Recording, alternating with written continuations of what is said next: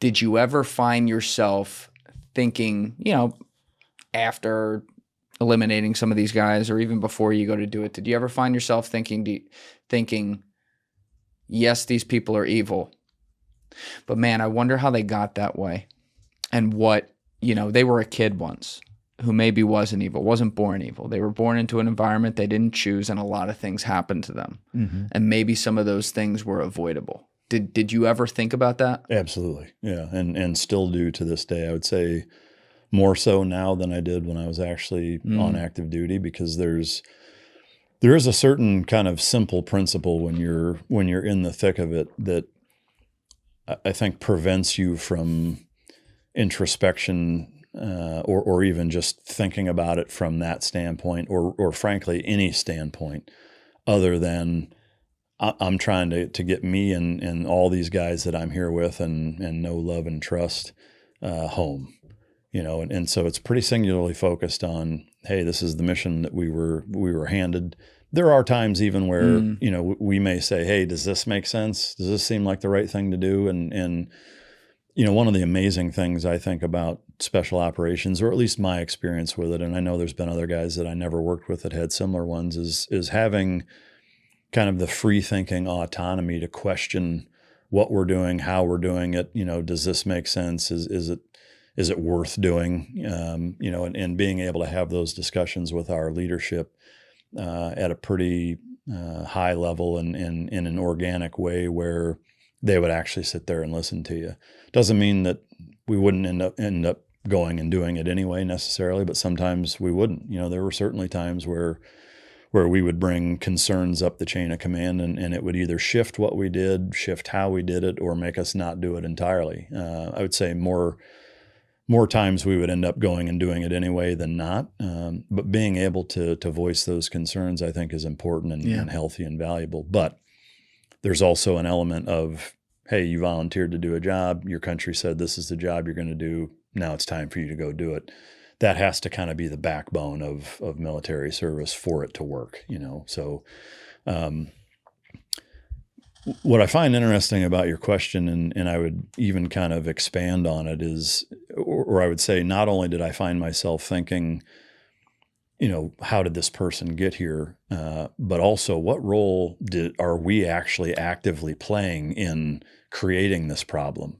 That's something I found myself thinking of both while we're doing it and also even more so well after the fact. So like this morning when you were having a moment of silence for Dick Cheney, you were thinking about that? I didn't. But yeah, I mean, I don't hate the guy. Certainly don't love the guy. Well, that makes one of us. Yeah. I will say, I mean, I don't like the guy, and it would be impossible and disingenuous to argue some of the positive things I've seen, written about him today. I think he was.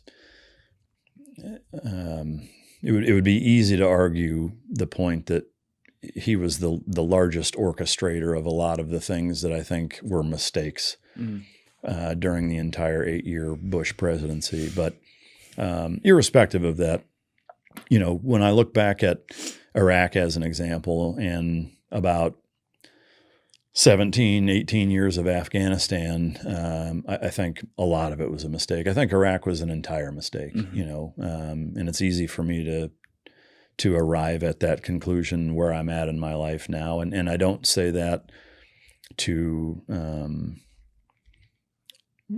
take away any of the nobleness with which a number of our countrymen gave their lives to support that cause. Because again, I think, anybody that says, hey, I'm going to, dedicate and give up to and including my life for this country, like that's a noble cause.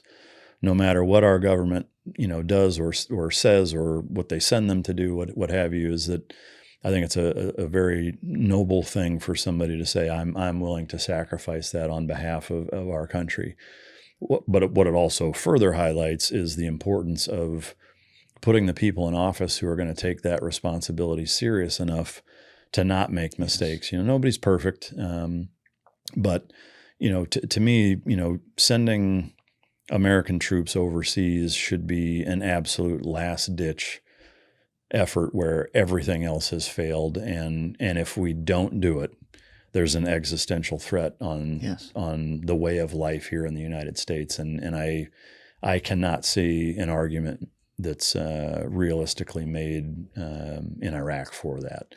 I would also argue that, or point out rather, that if you look at the region as a whole, and you go back to 2003 before we went into Iraq and where it's at now, I don't know how you could possibly argue that that region is better off now than it was before we went there. As much of a bastard as Saddam was, he kept Iran busy enough to where they weren't supplying Hezbollah and Hamas. I don't think you would see the Israel-Gaza-Palestine mess that you see now if Iraq hadn't kept Iran busy by being its neighbor and the threat of going to war again, like they did in the early 80s, and how catastrophic that was for both countries.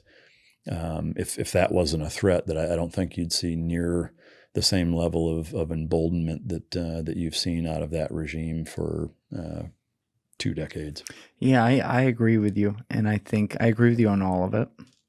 And I want to come back to something with like soldiers who are training for war. But before we go there, just stay on the point you were just making. I look at a place like Iran. I look at the things they fund. I look at the things that their leadership stands for. I look at the fact that 8 or 9 out of 10 Iranians, righteously so, stands against, supporting the regime. They don't like it. And I think it's wrong. And I think the world would be a better place if those guys weren't in charge.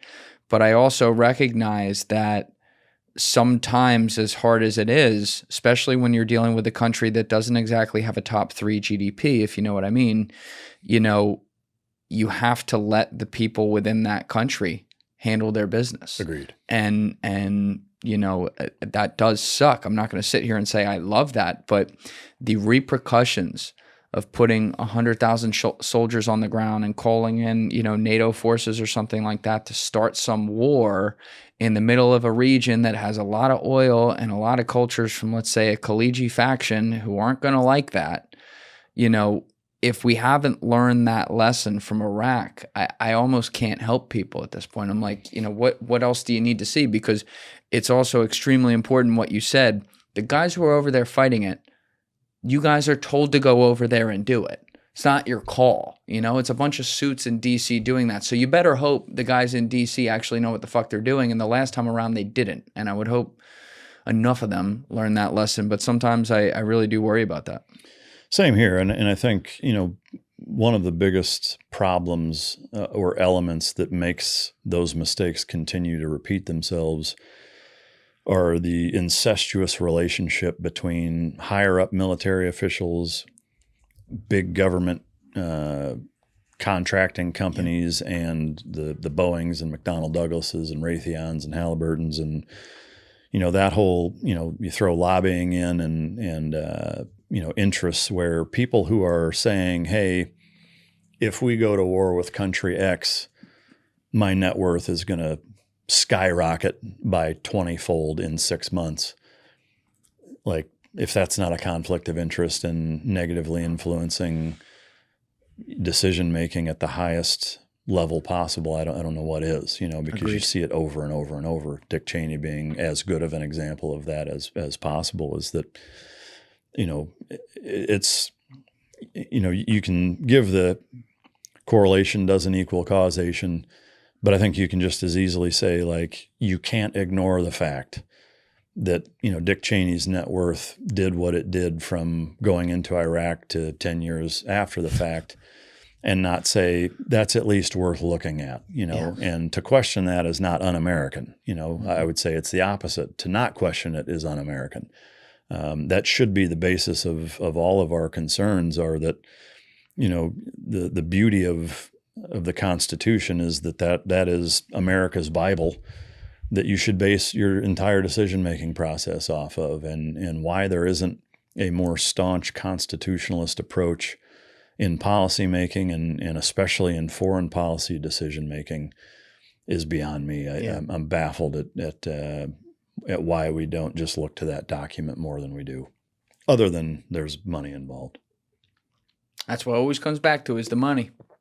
Now, you have friends that either you served with or that you know from the military and the communities who, plenty of friends who didn't do this, but then certainly friends who took jobs, and I'm not excoriating this, but took jobs at Lockheed Martin or Northrop Grumman and some of these other places. You know, when people look at like the evil of some of that stuff, I tend to think, you know, it's more, there's always a handful of individuals who probably are evil there. And then a lot of people who are there, it's more the conformity of the groupthink of the organization trying to get their quarterly report done. And that leads to bad outcomes. But have you had discussions, you know, offline with some of your friends who work in some of these places and, you know, maybe make money off of wars like Ukraine or, you know, funding wars in the Middle East about that conflict of interest? And if so, you know, what are those conversations like? I don't know anybody on a personal enough level to where I feel like if I had that conversation with me, one, they would level with me. Two, if they didn't, I'd be able to sniff it out, that are in positions to legitimately benefit like what we're talking about. Like I don't know people, like I know people who have gone and worked for the Booz Allens, the Halliburtons, the Raytheons, et cetera, but nowhere near at that kind of level. You know, to me, you would need to sit down with, you know, somebody who's been, you know, a 3 or 4 star for a while in, frankly, any branch of the military, has spent time at the Pentagon, has spent time, you know, and knows Joint Chiefs of Staff and that kind of level of, connection and power, again, well enough to know and trust the conversation you're having with them, because again, just nobody I know has ever been at that level. To me, the tricky part is I understand the benefit of having people who have spent 30 or 40 years in the military at the highest levels advising and even sitting on boards at companies who are making products for the U.S. military, because that's an easy thing to understand why that's beneficial, is that if private sector companies are creating products and technology for the warfighter, of course you want warfighters who have spent their entire adult lives there to be able to help advise them. So it is kind of a tricky, how do you audit that or keep it honest and make it to where it's not now influenced by, hey, if you come on the board of Raytheon and, you know, if you can talk with, you know, the SecDef, SecWar, the Joint Chief, whatever, and get this thing to pop off, and you know, you're sitting on 20,000 shares of our company, and we'll give you a 10,000 share bonus if you know, get this thing to be passed, or this allocation of funding for, you know, the new F-40 fighter project. I mean, whatever. Like, I don't know how you circumvent that or how you kind of clean house in that way, because there is a necessity for us to be an effective warfighting capable country to lean on the experience of military commanders and people with that experience. So that's a tough fix. I wish I had an answer, and I don't know what the right answer is. Yeah. Is it even realistic to say, you know, the thing we all think of, which is like, oh, just get the money out of politics? Like, is that even? I think it's possible, or it's relatively possible, or mostly possible, maybe. You know, I think we actually talked about this a little bit the last time I was on, but I think, you know, where and when you can have super PACs and large sums of money being infused into political campaigns, there's no way it's not going to be corrupt, you know, because the bigger the donor, the bigger the ask. I mean, plain and simple. And when it takes, you know, upwards of $1 billion to become president, there's no way to not have a candidate who, once they get into that position, is beholden. Even with a guy like Trump, you know, he certainly didn't use all of his own money. And there's also, you know, even more money for him and his entire family to be made, you know, by continuing to do some of the things. I mean, you're seeing some of it with crypto, of, you know, pardoning people that he doesn't, you know, I don't know if you saw this. I saw this clip just yesterday or maybe the day before, where I think the guy is CZ, you know, gets pardoned, and a reporter asked Trump, like, what's the deal with pardoning CZ? He's like, who? He's like, I don't even know who the guy is. It's like, okay, dude, like, That's not great. help me out here. Yeah. Like you can't say that you pardon somebody and you don't know who they are. Like at least I'll give him this. At least he's honest about it. Holy shit. I mean, my God. I mean, to me, like they're both equally unacceptable. Yeah, it's like, not great. If you truly don't know who he is, then you shouldn't be pardoning him. If you do know who he is and you don't want the optics of pardoning him and what that looks like, you can't lie about it. You know, like they're both equally terrible. You know, I can't believe that's real. That is real. Yeah. He says he has no idea. I have no idea who that is. It's like, okay, well then giving Biden a ration of shit for auto penning people, That's like right. that's really no different. If you're pardoning people that you have no idea who they are, like help me understand that then. Yep. You know, and to me, like you've got to hold everybody to that level of accountability, including the people you voted for, including the people who you're a fan of. You know, you can't give passes to the guy that's on your team when he does something that the guy on the other side does, you lose your mind and throw a fit about it. So like seeing stuff like that doesn't give me a lot of hope.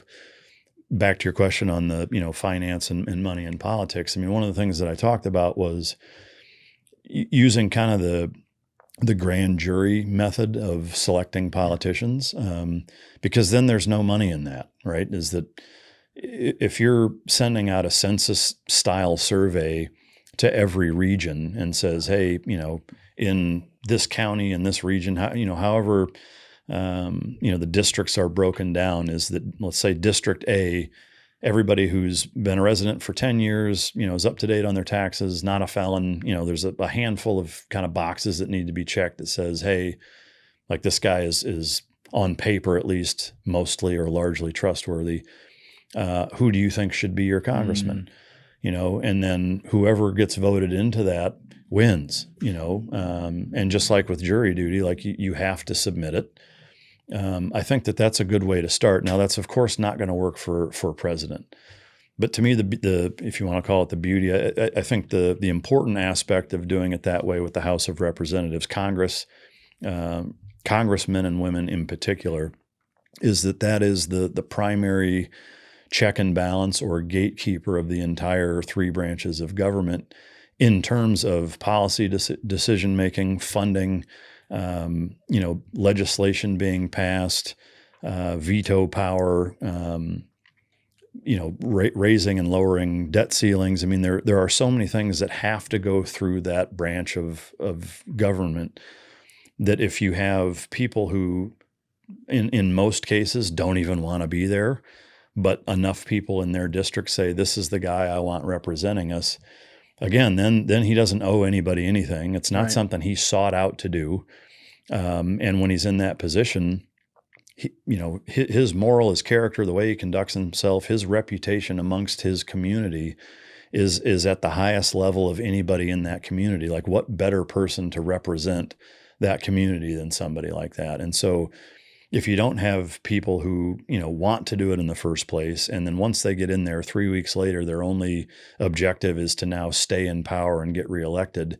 And you know, I mean, to me, like you're never going to have an honest system when that's the reality of 97% of all congressmen and women that get elected. Yeah. So I'm not saying it's a perfect fix, but I think, you know, shy of a full-blown fucking revolution, which I don't want, I think that that's a good way to start. And by that, then you can, you know, term limits aren't nearly the problem that they are now. I think you could make it a single source, you know, from a funding standpoint. Any type of foreign aid is a standalone bill, right? And it has to be voted on and approved one at a time. And I don't, like, to me, it's like, well, that's too big of a pain in the ass. You have to wrap it into all these other bills. No, like it's your fucking job. And if you're going to give our money away from a taxpayer standpoint to other countries, you should have to answer for that. You know, you should have to be able to be called to the carpet and stand in front of the people who nominated you to be in that position and answer why you gave $40 billion to Ukraine this quarter. Yes. I think that, you know, to pick one thing to focus on that's going to give you the most bang for your buck, that I think, you know, while not easy or without its hurdles, the most doable from in terms of actually implementing it into our government process, To me, that seems like the most doable, because then that can keep the Senate, the executive branch, and in some cases even the judicial branch, if they have to be nominated through that, But to me, the accountability piece just isn't there, and I don't know of another way to implement it without doing something as drastic as something like that. Yeah, and I love that idea too. But you're also raising the point. It's like you have to call things both ways. And there were obviously a lot of things in the last administration to be incredibly disappointed in, whether it was censorship of things or taking powers that the government's not supposed to take or prosecuting political enemies. I think when you start to do those same things out of spite, in this case now the opposite side got in, you're giving them exactly what they want, the people you hated, because now they have the narrative to be like, look at this. And, they can go do protests like the No Kings protest or whatever, which, protests seem to be very cringe in the modern age, but like they can point to a couple things. And even if they're taking some of it out of context, it's like, there's enough things that they can say, hey, see, we told you they were going to do this, this, and that. And they did. Yeah. I mean, to me, the No Kings thing, to me seems a little silly, in that, the fact that it can take place, I think kind of disproves the tyranny that's approach. The funny part. Yeah. But I mean, that is what it is. But, to me, the precedents being set that we're talking about in terms of, going after political opponents with, if you want to call it, lawfare, I think is the term I've heard used. I agree. I mean, you did see that, in the Biden administration on a number of cases, and then now you're seeing some of those same examples. And the bitch of it is, on the left, it's the "see, we told you so." On the right, it's, well, they did it. Right. It's like, that doesn't just set a precedence by doing the thing that you were bitching about 4 years ago. It solidifies it. Mm-hmm. And now that becomes the norm, and so now you can probably just expect that every new administration is going to go after the previous one. And that is a horrible place for our society to be in. I don't understand the unforced errors. It's one thing to make mistakes. It's another thing to do dumb shit that you just end up tripping over your own dick on and making the problem worse. And I do see a number of examples of that happening. I mean, it's frustrating. There's no two ways about it. It's a strange place to be, because on the one hand, you want to be able to say things where it's actually relevant and true, of like, no one's above the law. But as much as you want to stick it to someone or get an individual that you think is doing things that are wrong, I think the bigger question here is, how do we keep not the system in place? The system has a lot of problems, but how do we keep like American principles in place? And I don't want to be on in a tough, slippery slope here, but once in a while that does mean that maybe someone who probably should get some justice doesn't, because it's better for the whole. It's not to say like, oh, they're bigger than the system themselves and they prove the point that you can do it. No, it's more like, let's not suddenly have something like what you said, setting in every administration lawfare precedent where people, including people who, whether you like them or not, probably shouldn't be prosecuted, are getting prosecuted. Yeah, I think, a fairly recent and clear-cut example of that is that Letitia James. I think that's a good example of what she did. I think is very clearly wrong. Mm-hmm.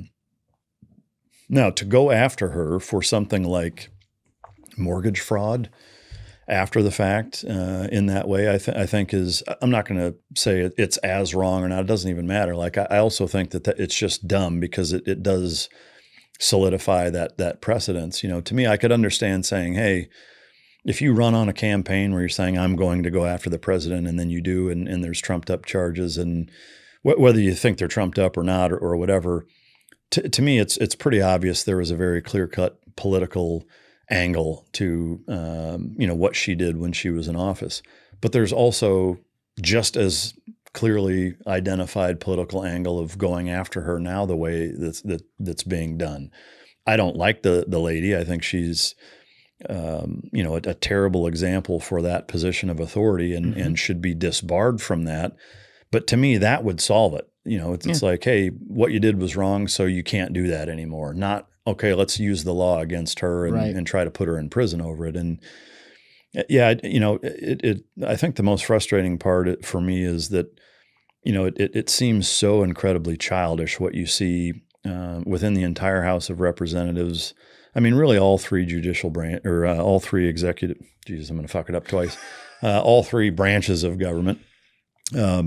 Is that you have people acting like they're 5 years old on a playground arguing over dumb shit that ultimately is making the country weaker. I mean, the shutdown being in what, its fifth or sixth week at this point. You know how long the Constitution took to draft? A while, right? So I'm going to take that as a no. Yeah, that's 4 months. It's definitely a no, but it took 4 months. If you think about that, right? Our government, for rapidly approaching half that amount of time, can't even get the government back to being not shut down. Wait, that only took 4 months? 4 months. I thought it was longer than that. Yeah. I mean, I think most people would assume it took way longer than that. Yeah. I thought it was a couple of years. If you think about the scope, the brilliance, the authority that document has had for as long as it's had and how well it's worked, how quickly they were able to draft that, agree on it enough to approve it and declare it. I mean, to me, it's embarrassing that our government is in a position now where something like healthcare is keeping the government from being able to even function properly. I mean, it's pathetic. Or a bill, to your point, that's over one thing has fucking 80 poison pills over totally separate things plugged into it at 12 o'clock when the vote's at 1 o'clock. Yeah, and half the guys don't show up to even vote. Yep. Yeah. No, I studied the shit out of the Revolutionary War. I love that stuff. And it's actually crazy. You look at this skyline right here. This was one of the ground zeros of fighting that thing and all the history there that happened. But those guys were so ahead of their time and had fucking elephant balls to do what they did. But I do try to think about what would they, if you just took 10 to 20 of like the main leaders of that revolution and brought them to today and took them on a bus down to Washington, D.C. and just let them walk outside for 2 hours, what they would think. I think they'd throw up. I think they'd be like, this is everything that we did not set this up to be. And you've taken the freedoms that we allowed for the government to be able to make decisions that where the people are represented to be used in bastardized ways so that the people can think they're represented and really just have a bunch of other things that they didn't vote for be voted on and go through. Yeah, to me, the one of the most fascinating things about that group of people is they were like your age or younger. Mm-hmm. I think that there's parts of it that they would be amazed by in terms of how far it's come kind of, I would say utilitarian wise, like the different aspects of how much the government has grown. And then they would quickly become violently ill seeing at where it's gone. It reminds me of like the dad conversation. I'm not mad. I'm disappointed. I think that's what you get from him.